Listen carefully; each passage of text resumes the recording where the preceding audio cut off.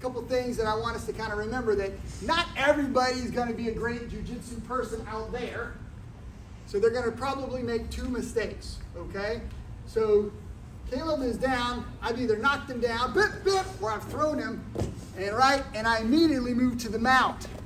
Once I start hitting somebody that's untrained in the face, they roll over. They do not want you to hit them in the face. They'd rather you hit them in the back, and then they cover up. This is still fine for self-defense or MMA, but the bottom line is now they're going to probably try to tripod up or try to get back at least into a referee position. Okay? So what I'm going to do is I'm going to drop down low. He's going to start to pull his elbows in, pull his knees in, and I'm going to make this grip. All right? I'm all the way around. I can grab his collar if I want, but I'm all the way around here. Make sense? So now I am going to be his base. Make a low grip down here somewhere and grab the leg right and grab the body. I'm going to collapse down. I'm going to lift, roll, and now I've got scarf hold into a head and arm choke. Make sense? Certainly. Now, for those of you that are more of a wrestling fan, Caleb's going to show you from more of a wrestling approach. Sure. Maybe you are starting in the referee position. And then all fours.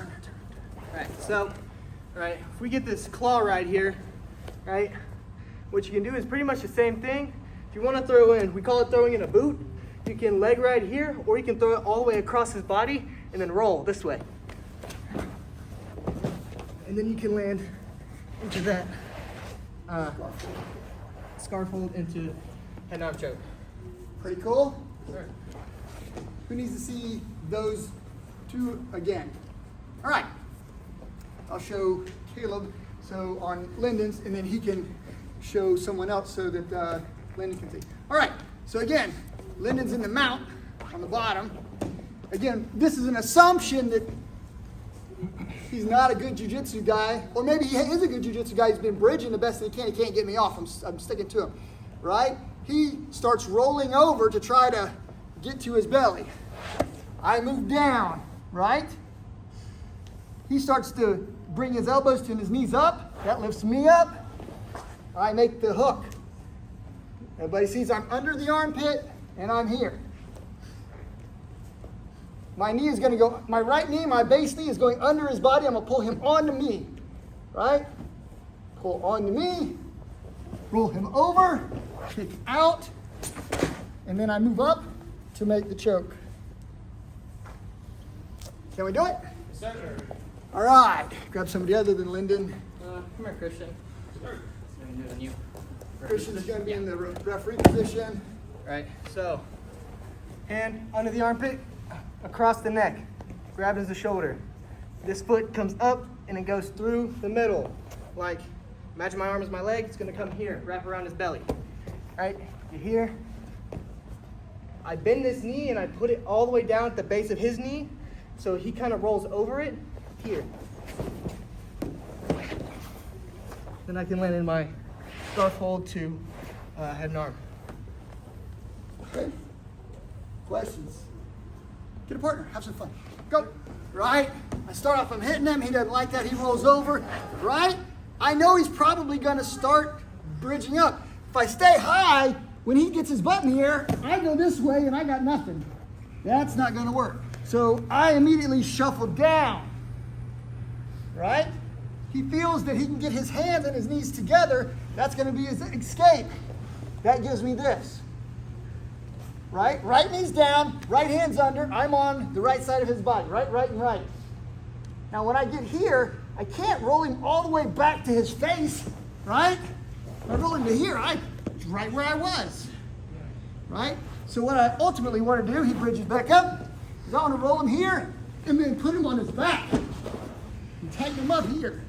He's on his back. Tighten all this up. Make this lock. I push ear to ear. And I can just try to use arms, or I can lift my body and turn to make the choke. That makes sense? Yes, sir. Work that one, and we'll go to the wrestling version in a minute. All right. You're going to throw this leg across his body, and you're just going to roll. Here.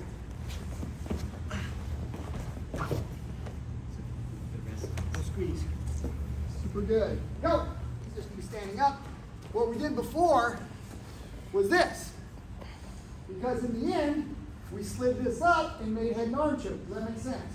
Sir? This time we're not going to do that. We're going to do this. We were under the arm the first time. We're going to be over the arm this time. Then we're going to underhook this way. Okay, so it's going to be a slightly different entry. Make sense? All right. So Caleb's down on the ground. Right? I go over the shoulder and I grab deep into the collar. Once I make this lock, I pretty much own him. Remember last time I grabbed him and pulled him onto me. Everybody understand? Remember I said right leg, right hand, go right. Now it's right hand, right leg, dive left. So I'm going to go this way and I'm going to underhook this arm. Now watch. When I get here, this hand pulls him over. And everybody can see how that lock works. Do I have him? Yes, sir. If he's not choking from the pull, I use my left hand and shove his neck into it, and I've got it. This is a single wing choke. Okay? Sir. Time, sir. Grab. By the way, if somebody gets this grip on you, the easiest thing to do is to roll hard that way and scramble out. He rolls and he starts scrambling out. Because they're about to do something you won't like, right? It's a good escape, right? So what does this hand do? Holds, grabs. He tries to roll. I got him, right? I can go ahead and start making that move, as the left hand is going to help me stick. How do we make the choke, though this goes under the arm? Does that make sense? So instead of him rolling me, I'm going to dive into it and pull. Okay? And that is single wing choke. Thank you, sir. Sir. New partner. 90 degrees different. Dig deep. Under the arm, behind the head. Pull like I'm going to cut his throat with a knife. Pulling in a circle. Pushing his head into it. Choke. Go. Give me a minute. I want to show 2 quick variations and then we'll fight. Caleb, show sliding lapel. So it's pretty much the same, right? But instead of, so you get the same grip over. You guys, come over here so you can see. Yeah. Come on. Right. So instead of going under this arm, we're going to grab this other lapel here. We're going to pull down hard, right? So. Look up for us, Paul. Yeah. So they can see. So I'm still cutting with this, and I'm just going to pull down on this hand, and then I cut, right? So again, right now, again, I can control with my leg. I cut, and I pull down. Good. Yeah. All right, kneel down right there for me, Paul. Just kneel down. Show him from the seated position. Right? So, come across the top, pull down on this left one, pull across with this right one. Good. Sliding lapel choke. All right. Almost the same in every other aspect. Lyndon's got a different concluding position. I almost never go beyond laying on my back. I mean, I'm on my back and I've got him. My hands do everything. Lyndon goes for a position, which I don't do and I haven't seen, so I wanted you guys to see. Sir. He moves back to the top. That's good. By the way, there is a neat escape. If Caleb grabs his hands on the choking lapel and yanks this down, then he can escape Lyndon. But Lyndon's actually in an armbar position. Let's watch that again.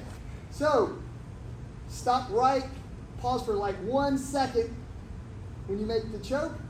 Caleb, make sure you break the grip, and then you go for the armbar from that top position.